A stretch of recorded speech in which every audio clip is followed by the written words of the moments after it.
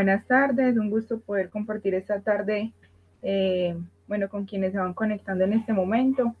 La idea más que una charla es poder, pues, y en la medida de lo posible, hacer una interacción con los que están aquí presentes y hablar un poco, no solamente del contexto de enfermedad en el que cada uno puede estar viviendo sus familiares, sino de los cambios y tránsitos de la vida cotidiana, ¿cierto? Normalmente hay un montón de transformaciones, pérdidas, cambios, cosas que llegan de manera repentina y que implican una readaptación al medio y un proceso también de tránsito para poder irnos acomodando como a todas estas situaciones. Entonces la idea es conversar un poquito eh, sobre esto. Si alguno tiene alguna pregunta, pues la puede dejar en el chat. Si se escucha de pronto en algún momento interferido o algo, me hacen señitas, porfa. Bueno, entonces, para empezar, yo quisiera que habláramos un poquito, que clarificáramos antes que dar técnicas y estrategias puntuales, qué significa calidad de vida y qué significa bienestar. ¿Por qué? Porque dentro de nuestros procesos de salud, de enfermedad, de cambios, pues muchas veces se nos desdibuja esto. Entonces es importante cuando hablamos de calidad de vida, que es uno de los enfoques dentro de cuidados paliativos también, que es, bueno, cómo le brindo calidad de vida a mi paciente, a mi familiar, a mi esposo, a mi hijo, a mi pareja, en una condición de enfermedad crónica o degenerativa, pues entonces tengo que clarificar qué es calidad de vida. Y se refiere a un conjunto de condiciones internas y externas que hacen que mi experiencia en el momento sea agradable o desagradable, ¿cierto? Y cuando hay desagrado frente a alguna situación externa o interna, entonces yo busco la manera de satisfacerlas, de satisfacer esta necesidad.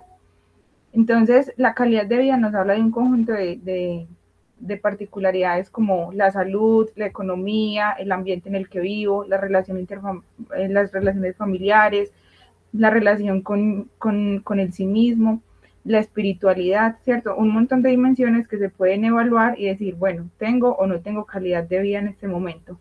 Y el bienestar es la evaluación subjetiva de esa calidad de vida. Es decir, cada uno de nosotros evalúa si tiene o no calidad de vida en el momento con base en el bienestar que experimenta. Entonces, por ejemplo, yo puedo experimentar bienestar frente a la relación de pareja que tengo en este momento, pero puedo experimentar malestar con relación a la economía que tengo, ¿cierto? Entonces esto me va midiendo pues diferentes niveles de mi calidad de vida.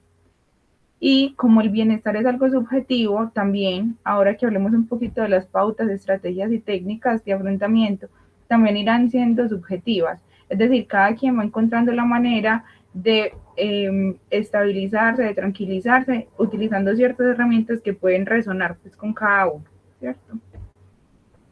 Bueno, es importante, como les decía, hay una espiral de necesidades. Aquí se muestra como una pirámide, pero en realidad es una espiral, no es una primero que la otra, se tenga que satisfacer primero la base, luego la que sigue, sino que pueden ser intercaladas, pero esto lo que nos presenta es que en la base de las necesidades humanas están las fisiológicas, ¿cierto? Suplir la necesidad de alimentación, de aire, de dormir, la calidad del sueño, tener un techo donde habitar, eso nos habla de las primeras necesidades del ser humano, ¿cierto? Y es muy importante tener estas necesidades lo más resueltas posibles para poder darle lugar a las otras, ¿sí? Muchas veces podemos tolerar tener hambre y buscar estrategias pues para no sentirla en el momento, pero esto no puede ser sostenible en el tiempo. Igual que no puede ser sostenible en el tiempo dejar de dormir. Entonces, es muy importante pues como intentar tener en equilibrio estas necesidades fisiológicas pues para poder darle atención a lo otro, que sería entonces un lugar seguro donde vivo, la relación con mi familia, con mis amigos, con mi pareja, con mis compañeros de trabajo, cómo me percibo yo en la sociedad, cuál es mi autoestima, cómo me valoro, cómo me reconozco, ¿cierto? Los valores centrados en el ser que tienen que ver con, con el amor, con la educación, ¿cierto? Todas estas son necesidades que el ser humano tiene, unas dentro de las fisiológicas las más importantes, pero que nos permiten la base para desarrollarnos en las otras, ¿cierto? Y esto es necesario tenerlo en cuenta porque muchas veces, pues, pretendemos que acompañando a otra persona que no tiene resuelta su necesidad, por ejemplo, de alimentación, esté bien o esté tranquila o se sienta cómoda. Entonces ahí es necesario pues como mirar estas prioridades para poderlas atender y luego entrar a acompañar el ámbito emocional. Bueno, también es importante reconocer que como seres humanos tenemos diferentes formas o estrategias de afrontamiento y se dividen en dos, internas y externas. Aquí hace referencia a esto, que el ser humano puede y tiene formas de autorregularse con el medio o con las situaciones estresantes de donde habita, ¿cierto?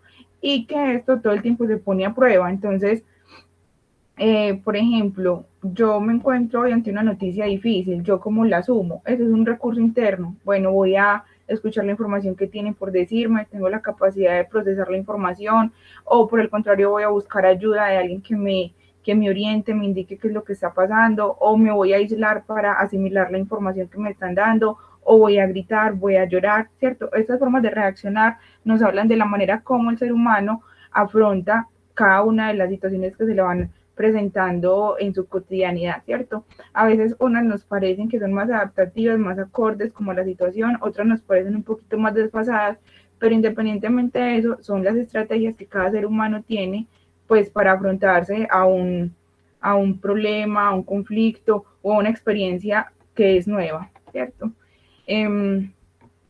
Es importante también reconocer o saber que los seres humanos todo el tiempo estamos en constante aprendizaje y en interacción con los otros, que nos permiten moldear y aprender otras formas de afrontar las situaciones estresantes, ¿cierto? Entonces, por ejemplo, en este momento tengo una carga emocional muy fuerte, que no sé cómo tramitar, que no sé qué lugar darle, puedo elegir distraerme para bajar la tensión un poco y luego retomar esa situación compleja con otra información o con otras herramientas para resolverla, ¿cierto? Entonces, por ejemplo, la distracción temporal es funcional. Muchas veces decimos, no, es que no evada el problema, es que hay que afrontarlo directamente, es que hay que asumirlo, o no, ¿cierto? Todo es cuestión de organizarnos y saber cómo vamos a recibir o actuar, y para eso, pues es importante que a veces tomemos distancia al problema, nos relajemos y luego, con cabeza más fría, por así decirlo, pues retomemos la situación y tengamos otras estrategias de afrontamiento. Y también hay recursos externos que nos ayudan a tramitar esto que a veces parece desbordante, ¿cierto?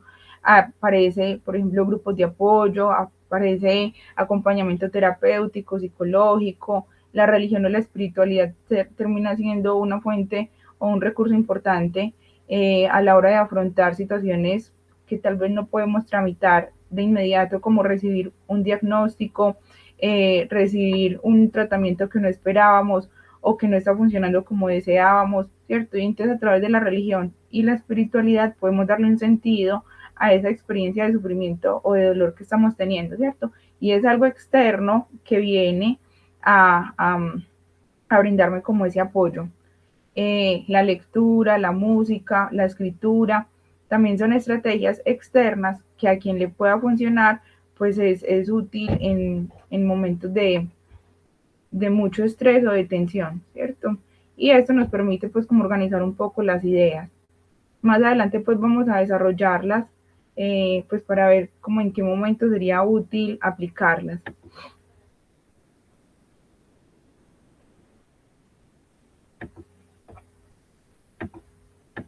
Bueno, yo quisiera que cada uno de los que está aquí en este momento, en este espacio, ahí donde está sentadito, se ponga lo más cómodo posible y empiece a reconocer cómo llegan a este espacio. Ya va siendo pues tarde, muchos de pronto estuvieron trabajando o han estado en el proceso de cuidar al otro, atendiendo las necesidades de otra persona o atendiendo las propias y no nos hemos percatado de cómo nos sentimos o cómo está nuestro cuerpo el día de hoy, ¿cierto? Entonces ahí, en donde está cada uno y cada uno de ustedes, que puedan reconocer cómo se sienten, porque es la primera forma de yo pedir o hacer cosas que me, que me, que me satisfagan la necesidad que tengo, ¿cierto?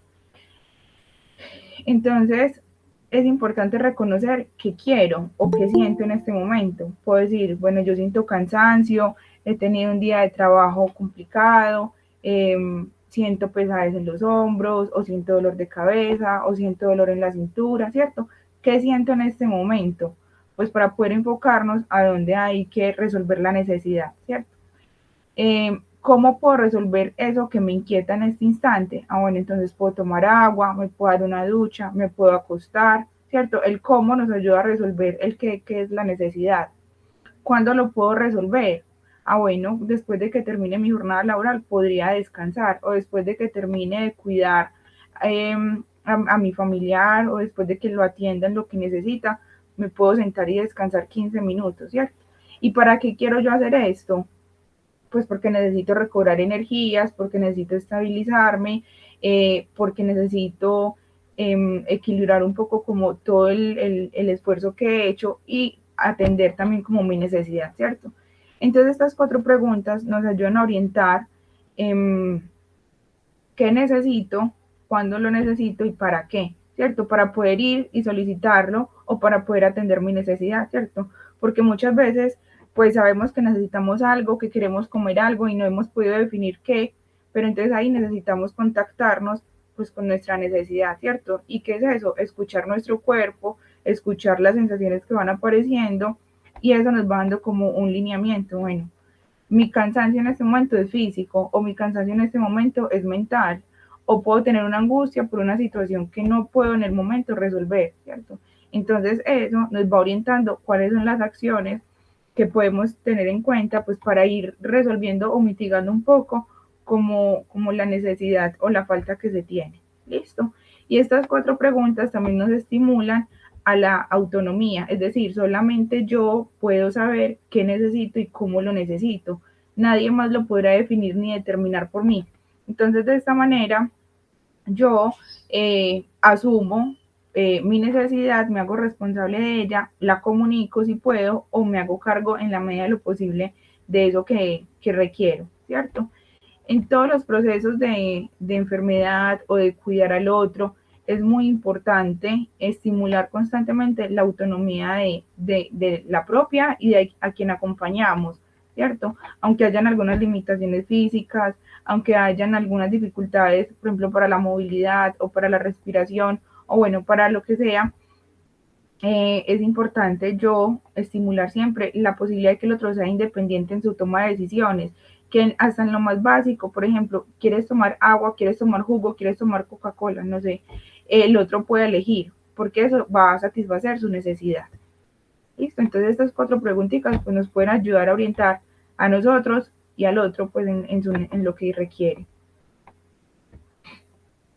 Bueno, ahora vamos a hablar un poquito de algunas técnicas que creo pues que son importantes dentro de los procesos o en los episodios de crisis o de ansiedad o de pánico. ¿A qué me refiero con eso? Por ejemplo, un episodio de pánico físicamente se siente de la siguiente manera. Aumenta la taquicardia, se dificulta la respiración, hay sudoración, hay sensación de pánico, hay sensación de que algo catastrófico va a pasar, hay, se tiene el pensamiento, la idea de que se está muriendo, ¿cierto? O de que hay algo muy grave, pero en realidad es nuestro organismo reaccionando ante algún estímulo que no podemos definir en el momento y que nos genera este tipo de ansiedad o de crisis, ¿cierto? Este tipo de ansiedad o estas situaciones se pueden prevenir con diferentes técnicas.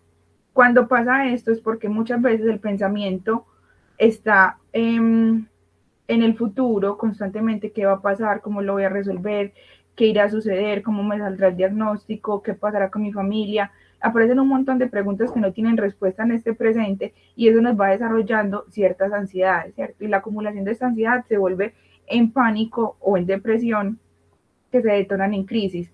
Y lo primero que hay que hacer en esos casos es desacelerar el pensamiento o disminuir el pensamiento, la rapidez del pensamiento a través de las sensaciones, ¿cierto? Entonces hay una técnica que cada vez va cogiendo como más reconocimiento, que es la técnica de grounding o de anclaje, y lo que nos ayuda es atraer a la persona de nuevo a la realidad o hacer contacto con lo que está pasando en el momento, ¿cierto? ¿Qué significa eso? Que ya el cuerpo de quien es pues, la persona y su cuerpo que están experimentando esta sensación intensa producida por pensamientos o un evento traumático o recibir una información muy fuerte, a través de la sensación vuelve y aterriza, ¿cierto? Entonces, ¿yo qué hago en esos casos? Si es a mí o es a otra persona quien está sucediendo, lo que intento primero es ubicarla en un espacio seguro, es decir, un cuarto donde la persona esté sola o con la compañía que requiera. Eh, si necesita llamar a alguien, pues se llama y se pone en contacto con esta persona, pero es importante tener un lugar seguro, ¿cierto? Y seguro no solamente por el espacio físico, sino también por la compañía que recibe.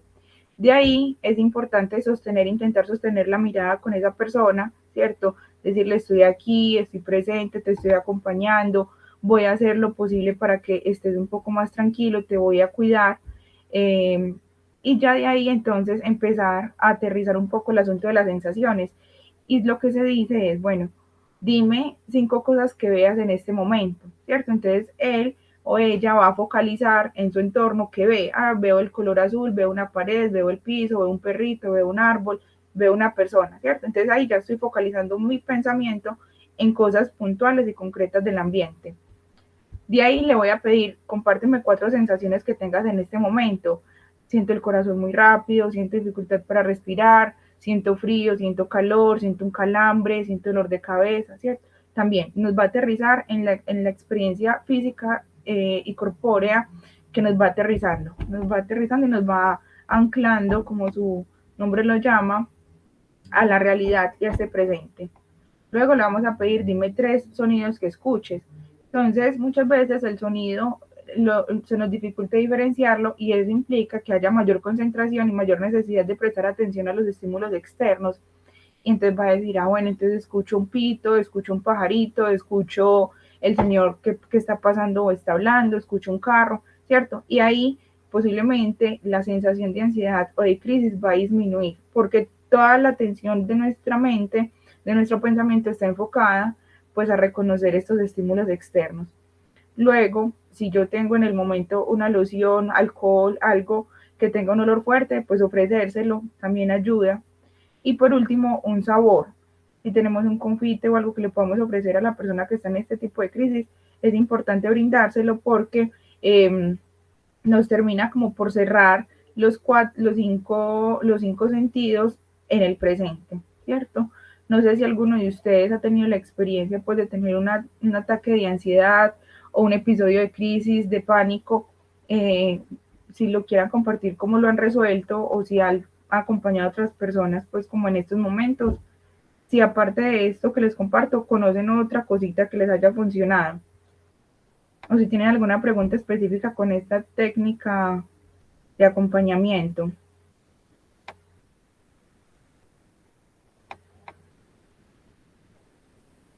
Bueno,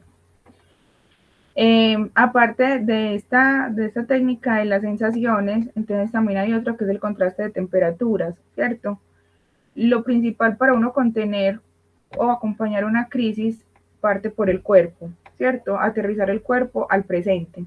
Entonces el contraste de la temperatura es importante. Por ejemplo, si tengo la posibilidad de un hielo cerca o de algo muy frío, que la persona lo pueda tocar y hasta donde lo tolere, luego algo caliente, luego algo tibio, o la textura, por ejemplo, de algo, de un líquido con lo que se puede hidratar, que sea frío y luego tibio, también ayuda, o bañarse con ambas temperaturas también funciona para bajar como ese nivel de tensión y ya luego poder procesar la información o tener como la capacidad de pensar un poco más racionalmente lo que está pasando, ¿cierto? Descalzarse o sentir diferentes texturas también nos focaliza la atención en cosas externas que nos ayuda a que la fantasía o la mente pues divague y concentrarnos en este presente, ¿cierto? Entonces, si la persona se puede descalzar, poner los pies en el piso o poner los pies en agüita o, por ejemplo, calentarle los pies o las manos con guantes, que toque diferentes texturas, una toalla, una algodón, ¿cierto? Esto nos ayuda a contener la crisis. Y ya después de contener la crisis, la persona puede respirar, puede ver o procesar o pensar diferente o un poco más tranquilo, sin tanta angustia como la que se presentan en estos episodios de pánico.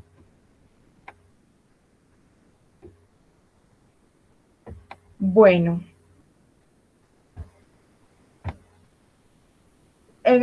Los seres humanos tenemos diferentes estrategias de afrontamiento que nos ayudan a tolerar, tramitar o resolver los problemas, ¿cierto? Que se nos van a presentando día a día. Se clasifican en tres maneras de hacerlo. Una es manejar el problema que desencadena la angustia, es decir, yo voy a mirar la situación problemática, conflictiva y digo, bueno, esto lo puedo resolver, lo puedo evitar o puedo cambiar la forma como me relaciono con este problema. Entonces, una de las formas de desarrollar esta estrategia de afrontamiento, porque es algo que también se aprende, no es algo con lo que uno esté hecho o con lo que nazca, sino que se puede desarrollar la habilidad. Primero es buscar información, ¿cierto? A mí me preocupa mucho estos medicamentos que me estoy tomando y me genera angustia, por ejemplo, tener que empezar a tomar medicamentos opioides, ¿cierto? Entonces, para yo disminuir esa angustia que me genera esto, pues entonces puedo buscar información de fuentes confiables, ¿cierto? O preguntarle al médico, preguntarle a la enfermera, o buscar bibliografía que de pronto me ayude como a tener más información para disminuir ese imaginario que tengo frente a un medicamento, ¿cierto? Eh, Puedo enfocar mi atención a la solución del problema. Bueno, yo en este momento tengo dificultades económicas, me ha tocado apretarme un poquito más, alguien de mi familia tuvo que renunciar al empleo, qué soluciones podemos darle como familia, como red de apoyo, qué podemos hacer para estabilizar un poco más la economía, nos distribuimos las funciones, nos distribuimos los gastos, ¿cierto? Buscar opciones y alternativas de solución, entre más haya, mejor para poder elegir pues como lo que más se convenga al momento, ¿cierto? Y esto nos ayuda a ver el problema como uno y muchas alternativas, es decir, hay más posibilidades de resolver lo que está pasando. Eh, y cuando yo enfoco mi atención en buscar soluciones, van apareciendo otras opciones, ¿cierto? Otras alternativas que nos ayuden u otras opiniones de personas externas que ven la situación diferente y que nos pueden sugerir o acompañar, ¿cierto? Ahí es muy importante que ante todo problema trae una posible solución, una, dos, tres alternativas. Bueno, eso que, cómo lo puedo abordar. Y esa es una forma de afrontar el problema que me genera o me detona la angustia, ¿cierto?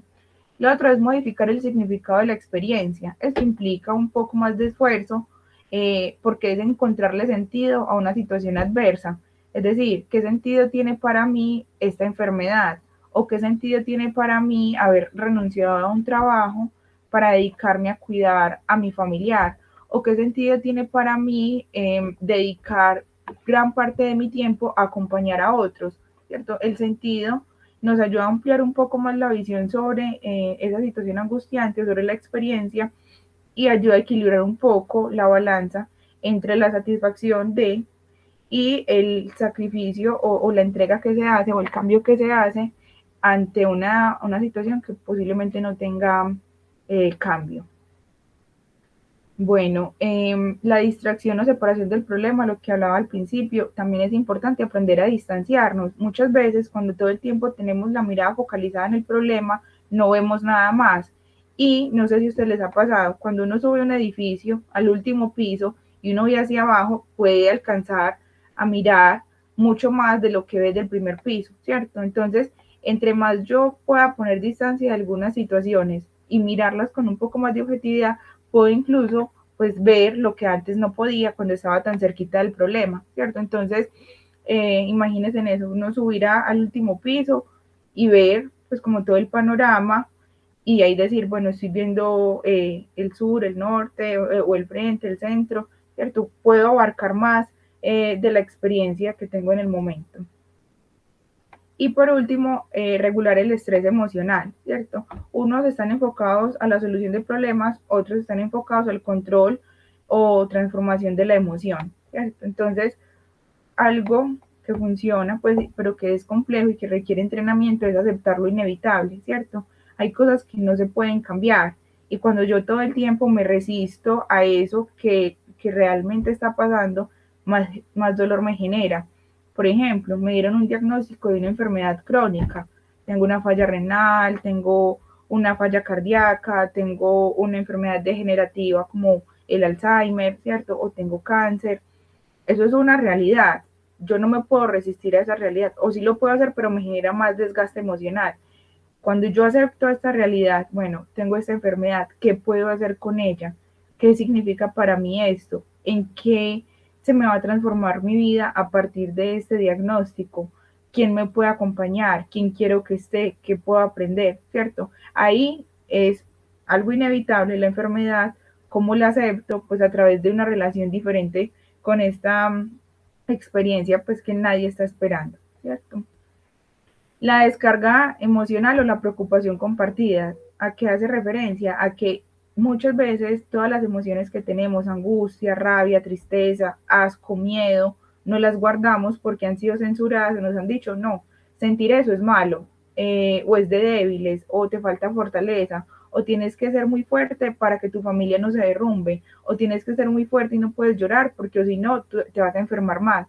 No, todo lo contrario, es necesario en estos momentos de angustia, de crisis, de llanto, poder expresarlo y no reprimir eso en el cuerpo, porque si no nos va a pasar pues por otro lado la factura, ¿cierto? Y cuando lo puedo hacer acompañado con un otro que me puede escuchar, que me puede abrazar, que me puede acompañar, contener, eh, entonces ahí la angustia o esa emoción fuerte puede disminuir, ¿cierto? La descarga emocional también es importante porque la emoción tiene que salir. Así como lloramos y las lágrimas salen, por ejemplo, con la rabia también hay que dejarla salir. ¿Cómo?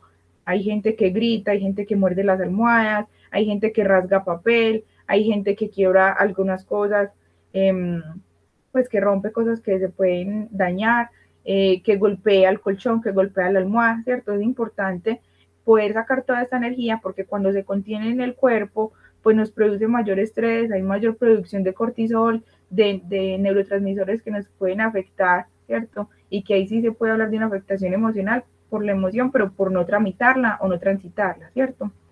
Es importante también saber que las emociones eh, son, duran en el tiempo muy poco, es decir, yo puedo experimentar tristeza 5, 10, 15, 20 minutos, pero no todo, absolutamente todo el día. Cuando hablamos ya de eso, estamos hablando de estados de ánimo y no hay un estímulo que lo genere, sino que ya es como una configuración que se va dando por diferentes situaciones, ¿cierto? Pero la emoción es intensa, un periodo de tiempo sube, se siente muy intensamente, si se tramita, entonces baja, pero si se contiene o se reprime, entonces va a generar mayor tensión y en algún momento va a salir de manera más fuerte, ¿cierto? Y más violenta y de pronto con las personas que no tienen nada que ver con la situación. Entonces, la descarga emocional, pues es otra forma, mirando qué nos funciona, ¿cierto? También yo escucho música y me pongo a llorar y eso me desahoga, o yo veo una película triste y eso me ayuda a llorar y me desahoga. Entonces, eso nos ayuda, pues, eso son estrategias de afrontamiento que nos ayudan a transitar estas emociones fuertes. Y el autocontrol, pues también es hacer conciencia de eso que me está generando tanta molestia, mirar si lo puedo racionalizar, comprender, entender de otra forma y tomar una postura diferente, pues para contener como toda esa emocionalidad que puede aparecer a veces desbordada. Bueno, algo también muy importante a tener en cuenta cuando hablamos de bienestar y de calidad de vida es que todo parte por lo físico. Y lo físico lo hablamos es porque somos seres que tenemos un cuerpo que nos posibilita movernos, que nos posibilita hablar, escuchar, sentir, pensar, ¿cierto? Entonces, cuando hablamos de estilo de vida enfocado al bienestar físico, entendemos que somos seres integrales, que tenemos muchas dimensiones, pero que todo parte de un cuerpo, ¿cierto? Entonces es muy importante, eh, primero, pues en la medida de lo posible, hablar de una alimentación sana, ¿cierto? Desde nutrición, desde las jefes de enfermería que logran compartirnos pues como todas estas estrategias de alimentación saludable o sana para cada proceso de enfermedad o para cada necesidad, es importante adoptarla, ¿cierto? La hidratación, comer verduras, frutas, porque eso nos ayuda a mantener en equilibrio el cuerpo. También en la medida de lo posible hacer actividad física, esto sobre todo para quienes son cuidadores. ¿Por qué? Porque el cuidar implica un gasto de energía puntual emocional y física cuando yo estoy atendiendo todo el tiempo al otro, ¿cierto? Pero mi cuerpo necesita una recuperación y eso se logra hacer cuando hay un cambio de actividad, salir a caminar, salir a nadar al que le guste, hacer aeróbicos, hacer yoga, hacer cualquier otra actividad por fuera de casa que implique un movimiento importante para el cuerpo y que sea diferente a las actividades que cotidianamente hacen. Además, porque muchas veces en el proceso de cuidar hay que hacer fuerza o hay que tener ciertas técnicas para mover al otro que me pueden afectar mi cuerpo, ¿cierto? Entonces, si hago actividad física, esto me ayuda a fortalecerme pues y a tener mayor capacidad de recuperación. Lo otro es la respiración. ¿Cómo es esto? Todos respiramos, ¿cierto? Eso es una actividad autónoma que realiza el sistema nervioso y que a veces ni siquiera pensamos cómo respiramos, pero la manera en cómo respiramos, cómo nos oxigenamos, nos ayuda también a estar en el presente, a oxigenar partes del cuerpo que a veces ni siquiera sabemos que tenemos y nos ayuda a relajarnos. Y la última es una relajación muscular. Más adelante pues les explicaré algunas técnicas que puede funcionar según la necesidad de cada quien y según cómo vayan sintiendo su cuerpo.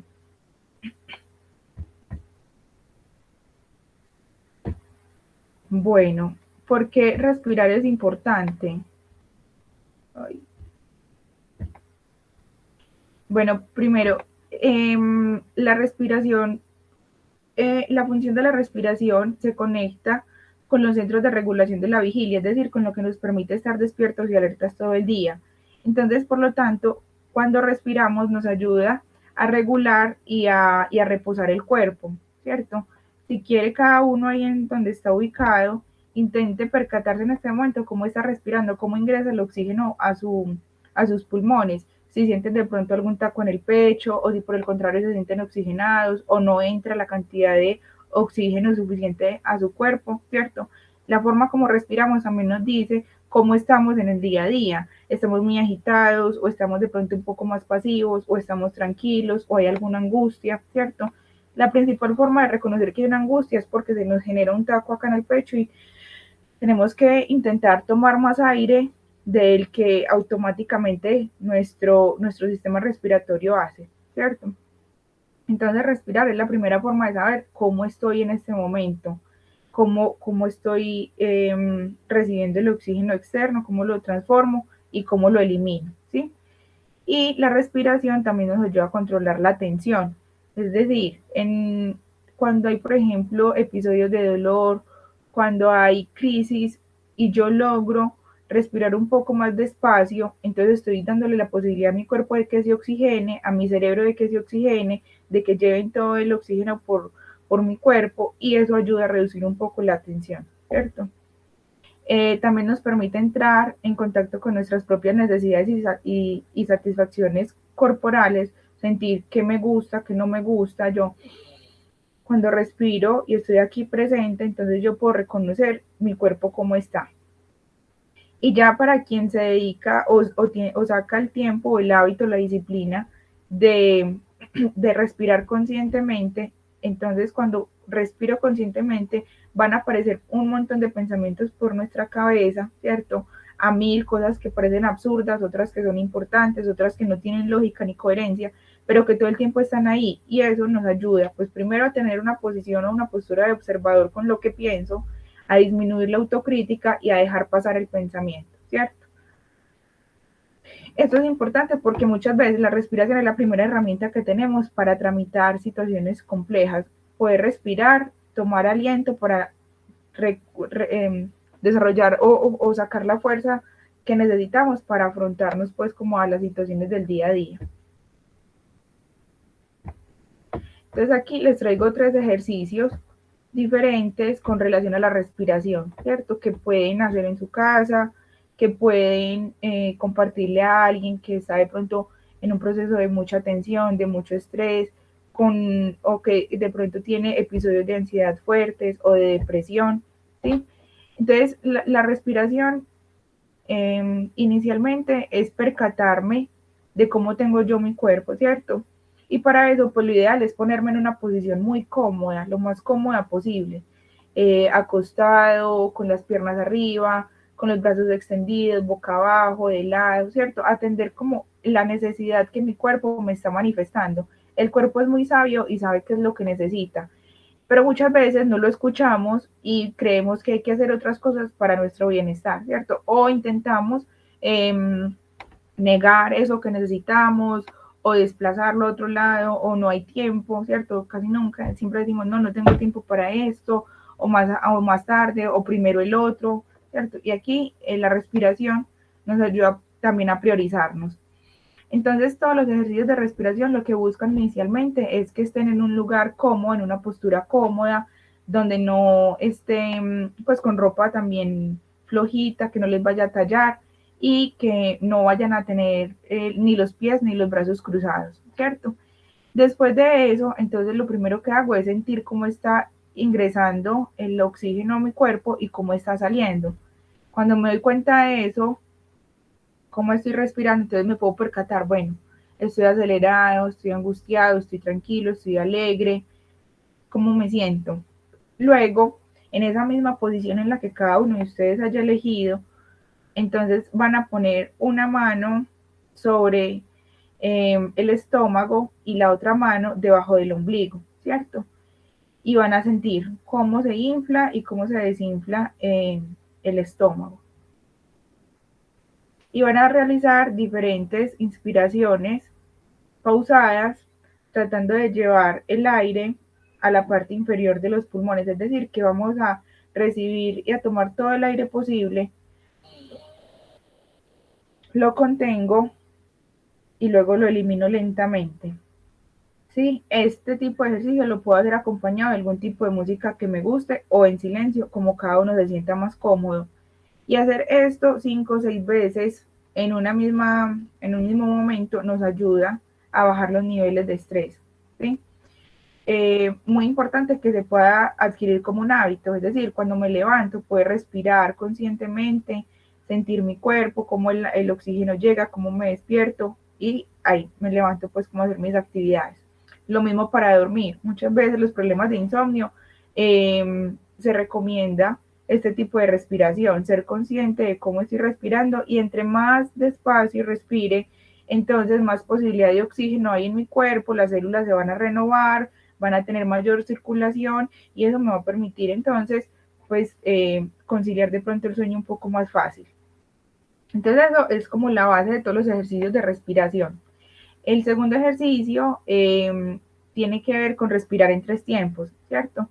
Cada uno mentalmente lo va haciendo o divide su abdomen en parte inferior, media y alta y van sintiendo cómo el oxígeno ingresa. Entonces respiramos en 3 tiempos, lo puedo retener y luego lo elimino también en 3 tiempos. Lo puedo hacer por la nariz o por la boca como me sienta más cómodo, ¿cierto? Muchas veces, por ejemplo, a los pacientes con afecciones respiratorias, con EPOC, con hipertensión pulmonar, están en terapias respiratorias donde lo que les enseñan es a respirar muy despacio para evitar primero las crisis y segundo, si ya hay crisis, que se pueda disminuir el episodio, ¿cierto? Y luego que el oxígeno, pues, de la maquinita, si la están utilizando, les pueda funcionar mejor. Eso mismo hay que aplicarlo a quienes no utilizamos máquina de oxígeno, ¿cierto? Aprender a respirar más despacio, pues para que todo el acelere y toda la presión externa, todas las crisis que puedan haber, se disminuyan, ¿cierto? Eh, el otro ejercicio es intentar hacer esto, respirar, no solamente acostado, sino cuando estoy sentado o cuando estoy comiendo, cuando estoy haciendo una actividad diferente a simplemente estar relajado, ¿cierto? ¿Por qué? Porque ahí voy a ir introyectando poco a poco en esas actividades cotidianas que la respiración es la base para yo disminuir la tensión. Entonces, por ejemplo, voy a ir a ver televisión, voy a ver una película, intento respirar conscientemente, cómo estoy respirando, cómo siento mi cuerpo, está cómodo, no está cómodo, y hago el ejercicio 5 o 6 veces, respirar profundamente o en 3 tiempos, pues para ver el cuerpo cómo se va acomodando, ¿cierto? Entonces esto, la idea es que lo hagan pues como en diferentes contextos, no solamente es, ay, voy a sacar mis 5 o 10 minuticos para respirar, sino que se vuelva un hábito, porque eso nos ayuda, como les digo y les repetí varias veces, a oxigenar nuestro cerebro y todo nuestro cuerpo. Además, porque el respirar nos genera un principio de realidad, nos tiene aquí y ahora. Entonces, también nos ayuda a despejar pues como un poco el pensamiento. Bueno, otra técnica que cada vez es más famosa y conocida a nivel mundial es el mindfulness o la conciencia plena. ¿A qué se refiere eso? A estar consciente en lo que yo estoy haciendo en este momento. Cada uno de ustedes ahí donde está sentado, acostado, escuchando esta charla, puede pensar, bueno, eh, qué estoy haciendo en este momento, si estoy concentrado, estoy atendiendo o estoy más pendiente de otros tipos de estímulos, o estoy pendiente de mi familiar o de mi condición de enfermedad actual, ¿cierto? ¿Cómo estoy? ¿Dónde tengo en este momento el pensamiento? O por el contrario, estoy atento, concentrado, con la atención ahí donde me están hablando. Entonces el mindfulness básicamente es eso, es tener la atención y la concentración en lo que estoy haciendo en este momento. Me voy a bañar, estoy siendo consciente de que me estoy bañando, de que el agua me está tocando, de que me estoy enjabonando, cómo siento el jabón, el olor del champú, ¿cierto? Eso, todas esas descripciones del presente, del ambiente en el que estoy, me ayudan a focalizar la mente en las experiencias actuales, ¿cierto? ¿Por qué? Porque la mente casi siempre está o en el pasado recordando o en el futuro anticipándose y ambas cosas no son reales, hacen parte del mundo de la fantasía. El pasado ya no existe, yo tengo un recuerdo, una idea de lo que fue y el futuro no ha llegado y tengo un montón de ideas o de imaginarios sobre lo que podría pasar, pero nada de eso está en el aquí y en el ahora, ¿cierto? Esa frase tan común, estar presente o estar aquí en el ahora, implica un esfuerzo y es concentrarme en los estímulos o las cosas del medio ambiente en el que estoy, ¿cierto? Con el mindfulness se ha demostrado, pues, según estudios, que incide en la regulación emocional y afectiva. Es decir, a veces sentimos todo muy intensamente y esta intensidad a veces es desbordante, tanto para nosotros como para los demás. Entonces, si logro regularme poniendo atención al presente, respirando, como hemos hablado, y atendiendo las necesidades de mi cuerpo, entonces el pensamiento se va a focalizar y las emociones van a ser un poco más reguladas. También genera claridad en la conciencia y el procesamiento un procesamiento imparcial con la experiencia, es decir, todo el tiempo estamos juzgando, esto es feo, esto es bonito, esto es agradable, esto es desagradable, esto no me gusta, esto me disgusta, ¿cierto? O esto está bien, está mal, todo el tiempo estamos dando un calificativo a las experiencias más allá de vivir la experiencia y eso genera muchísima más carga. Por ejemplo, tener que utilizar por primera vez oxígeno. Eso me puede generar una experiencia desagradable, pero nunca lo he hecho y ya me estoy anticipando a eso. Si yo tengo la experiencia de que con esto puedo respirar un poco mejor, que voy a tener un control externo sobre el aire que consumo, que recibo, entonces la experiencia que me imaginé desagradable puede tornarse en una experiencia saludable, ¿sí? Y entonces tener la concentración en la experiencia nos ayuda, como les digo, a reducir todos esos juicios de valor que todo el tiempo le estamos poniendo a cada cosa que nos pasa o que hacemos. Además, la autocrítica constante, si lo estaré haciendo bien, me falta esto, no soy suficiente,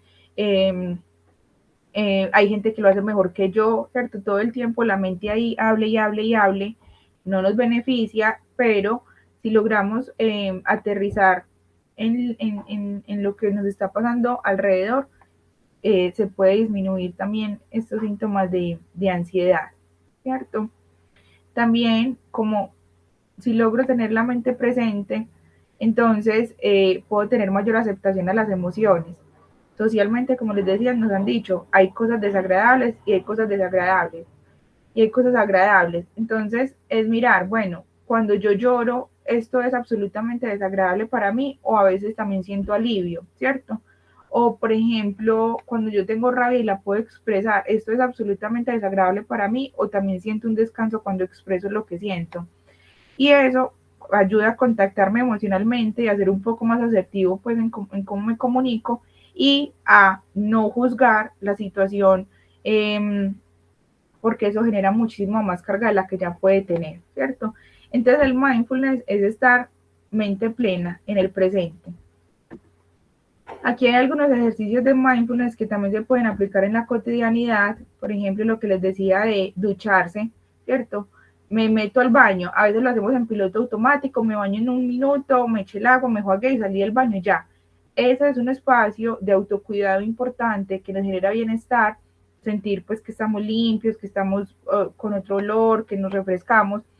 Entonces, cuando me bañe, a la próxima intentar no hacerlo así como en piloto automático en el menor tiempo posible, sino tomarme mi tiempo, sentir el agua como me cae, me gusta la temperatura del agua, está fría, tibia, caliente, eh, me gusta el olor del jabón, si me estrego, cómo siento mi cuerpo, ¿cierto? Y es estar presente en esa actividad que es básica. Y por ejemplo, en la condición de cuidadores, que muchas veces todo el tiempo es en función del otro, que no hay tiempo para nosotros, para el autocuidado. Entonces, el baño es una de las formas en las que yo puedo sacar tiempo para cuidarme, ¿sí? El otro es el autochequeo. Entonces, hacer una pausa en cualquier momento del día, sentir el cuerpo, en todo el acelere, en todo el ajetreo, en todo lo que tengo que hacer, cómo estoy en este momento, cómo siento la postura de mi espalda, cómo siento mi cadera, tengo sed, estoy bien, tengo hambre, de pronto he apretado mucho la mandíbula en el día y siento dolor en la boca, ¿sí? Percatarme de cómo estoy sintiendo mi cuerpo en cualquier momento del día y atender alguna de esas necesidades que va apareciendo. ¿Por qué? Porque nos tenemos que cuidar en este proceso de cuidar a otros o como pacientes, pues podemos generar algunas estrategias de bienestar, pero también de prevención de situaciones incómodas, ¿sí? Eh, Otro ejercicio que puede ser funcional es estirarse. Estirar cuando nos levantamos, entonces nos movemos todo el cuerpo, estiramos los dedos de los pies, las manos, y eso nos genera una sensación de placer en el cuerpo que es importante. Entonces, si yo en el día puedo, por ejemplo, mover las manos de arriba a abajo, en circulito, la cabeza, estirar los pies hasta donde me dé, eso va a ayudar a que el cuerpo tenga un contraste, ¿sí? El otro es el mindful eating, que tiene que ver con ser consciente de la alimentación, es decir, yo qué me estoy comiendo, y más allá de que sea bueno o no, es a qué me huele este plato, a qué me sabe, está muy dulce, está muy salado, ¿cierto?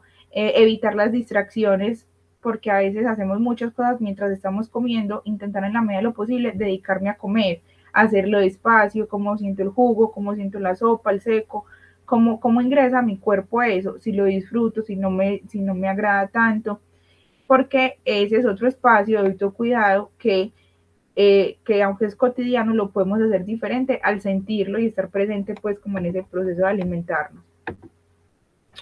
Bueno, el otro es la relajación muscular, lo que les decía, hay dos tipos de relajaciones, una pasiva y otra progresiva. La pasiva es simplemente enfocar o percatarme las sensaciones agradables que hay en mi cuerpo. Por ejemplo, hay gente que les gusta que le hagan cosquillitas o que tengan caricias en la piel. Eso ayuda a relajar el resto de los músculos, ¿cierto? Cuando logro encontrar qué me satisface o qué es agradable para mí. La otra es la relajación muscular progresiva, donde primero se tensa un grupo de músculos y luego se relaja, ¿cierto? Por ejemplo, la mano. Entonces voy a apretar muy duro la mano y luego la suelto, ¿cierto? O el antebrazo, voy a apretar duro, duro, duro y luego lo suelto. O, por ejemplo, los deditos de los pies, de las caderas hacia los pies, aprieto todo duro, duro, duro, duro y luego lo suelto, ¿cierto? Ahí estoy haciendo un ejercicio de relajación progresiva. La idea es que se haga, por ejemplo, de pies a cabeza, con cada músculo, lo tensiono 5 segunditos y luego lo suelto. Y eso nos va a ayudar a sentir una sensación de descanso. Bueno, aquí también hay algunos ejercicios, la idea es hacerlo 5 o 6 veces al día. Se puede hacer por grupos musculares, ¿cierto? O se puede hacer con todo el cuerpo, estando en una posición cómoda. Los grupos musculares podrían ser las piernas, el tronco, los brazos, la cara y el cuello, ¿sí? Por ejemplo, para estirar los músculos de la cara, entonces subir las cejas, luego bajarlas, hacer el entreceño, el entrecejo, eh, apretar la boca, soltarla, hacer como si estuvieran tirando un besito, ¿sí? Duro, y lo pueden hacer 10 segunditos, ¿sí? Para que sientan el contraste. Eso también ayuda a conciliar el sueño. La otra es, bueno, acá ya está explicado pues como por grupos musculares, apretar o doblar, por ejemplo, las coyunturas, donde se puede doblar, hacerlo con fuerza, mover la cabeza con fuerza, las rodillas, los pies, ¿cierto? Este tipo de relajación progresiva nos ayuda a hacernos conscientes del cuerpo, si hay algún malestar y a sentir el contraste entre la tensión y la relajación. Bueno, otro ejercicio que se puede hacer pues para darnos cuenta cómo estamos, qué sentimos, es identificar, como lo he hablado, cómo está mi cuerpo de piel para adentro. Es decir, cierro los ojos, me percato, tengo hambre, tengo dolor de cabeza, siento la sangre por mis venas, siento que el oxígeno me está llegando bien, siento un dolor, siento comodidad, darme cuenta cómo siento mi cuerpo de la piel hacia adentro. Luego, percatarme qué hay fuera de mí que me guste. Entonces puedo nombrar, estoy viendo el cielo, estoy sintiendo frío, calor, necesito una cobija o por el contrario necesito abrir la ventana para sentir satisfacción, ¿sí? Y por último, darme cuenta que aparece en el mundo de la fantasía, es decir, en el pensamiento, que estoy pensando hoy. Son cosas agradables, desagradables, son cosas que me aumentan la atención, son cosas que puedo resolver o no, son cosas reales o que me estoy imaginando solamente. ¿Por qué? Porque aquí entonces podemos iniciar como a debatir, a rebatir con nosotros mismos si eso que estoy pensando me genera bienestar o me genera malestar, ¿cierto? Y si es malestar, ¿cómo lo puedo resolver? El otro ejercicio es una fantasía dirigida, cada uno en el lugar en el que está, cierra los ojos, hace el ejercicio de respiración y va a crear un lugar seguro o un lugar que disfruten. Es decir, ¿qué lugar a ustedes les genera tranquilidad? Me puedo imaginar el mar, estar frente al mar, cómo siento el mar, qué hay cerca, qué me gusta, qué me da calma, ¿cierto? E irme imaginando lo más nítidamente posible eso que hay en esa imagen, en esa imagen que me estoy creando, ¿cierto? ¿Por qué? Porque yo puedo hacer de este lugar imaginario mi lugar seguro en momentos de tensión y cerrar los ojos y entrar a mi lugar tranquilo, imaginarme alguna música, tal vez alguna compañía, algún olor, ¿cierto? Colores que me agraden. Entonces ahí el cerebro pues no diferencia entre lo real y lo imaginario y ahí en esa imaginación, en esa fantasía dirigida, pues puedo construir un lugar propicio para estar tranquilo, ¿sí? Bueno, y por último, les quería dejar esta pregunta a ustedes, cada uno de ustedes, cómo se cuidan y qué les genera bienestar. Recordando que esto es subjetivo, que cada uno va encontrando como las estrategias que mejor le funcionan, pues para sentirse cómodo, para sentirse bien, para poder sobrellevar como las cargas, las dificultades que cada uno pueda tener en el día a día. Y es una pregunta importante que se la hagan constantemente, porque siempre estamos pensando en el bienestar del otro, cómo está el otro, qué necesita el otro, qué requiere, qué le falta o qué le sobra. Pero pocas veces nos preguntamos a nosotros cómo queremos estar en este momento, que nos genera placer, que nos gusta, que disfrutamos. ¿Sí? Entonces, la invitación pues de este taller es que cada uno y cada una pueda pensar qué necesita y cómo lo puede atender, si por sí mismo o con ayuda externa, pues para poder también generar mayor bienestar y calidad de vida, ya sea como pacientes o como cuidadores. Listo. ¿Tienen alguna pregunta, alguna inquietud, algún comentario? Bueno, no, yo creo que ya entonces podríamos dejar el taller así. Esto queda grabadito en las redes para que lo puedan compartir con otras personas que de pronto les pueda funcionar. Y si de pronto por pena, por miedo, porque en este momento no sienten la necesidad de preguntar, saben que también por el chat de cuidados paliativos en algún momento pues, nos pueden contactar para hacer como las preguntas que tengan ahí pendientes. Listo. Bueno, es con mucho gusto y nos estamos conversando. Buena tarde.